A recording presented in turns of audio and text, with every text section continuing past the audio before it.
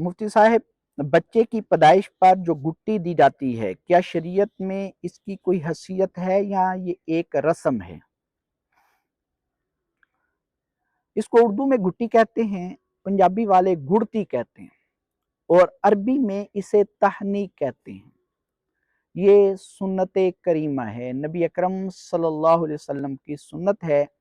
صحابہ کے ہاں جب کوئی بچہ پیدا ہوتا تو وہ بچے کو اٹھا کر نبی اکرم صلی اللہ علیہ وسلم کے پاس لاتے۔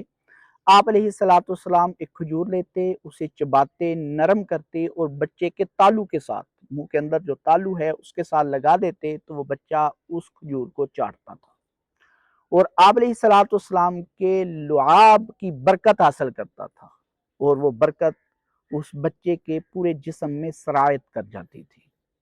تو میٹھی چیز کے ساتھ گٹی دینا، گڑتی دینا، تہنیک کرنا یہ سنت ہے۔ شہد کے ساتھ بھی دے سکتے ہیں، کھجور کے ساتھ بھی دے سکتے ہیں، لیکن ہمارے ہاں ایک رسم سی بن گئی ہے کہ جب بچہ پیدا ہوتا ہے تو جو بھی قریب ہو، چاچا ہو، تایا ہو، پھپھا ہو، ماموں ہو، بے نمازی ہو، فاسق ہو، گالیاں دینے والا ہو، چرس پینے والا ہو، بس جی یہ گڑتی دے دو، جی میٹھی چیز کی گڑتی دے دو۔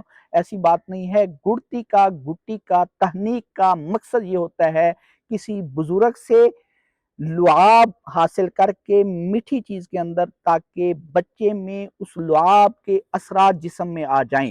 جو بزرگ کے اندر نماز والی صفت ہے، اخلاق والی صفت ہے، اچھے کردار والی صفت کے اثرات بچے کے اندر آ جائیں، تو اس سے نہیں کرنا چاہیے۔ ہاں، چاچا، پھوپھا، ماما، تایا یہ اگر بزرگ ہیں تو آپ ان سے تہنیک کروائیں، ان سے گڑتی دلوائیں، فبیہا ٹھیک، نہیں تو پھر آپ کسی بزرگ سے اس کو گڑتی دلوائیں۔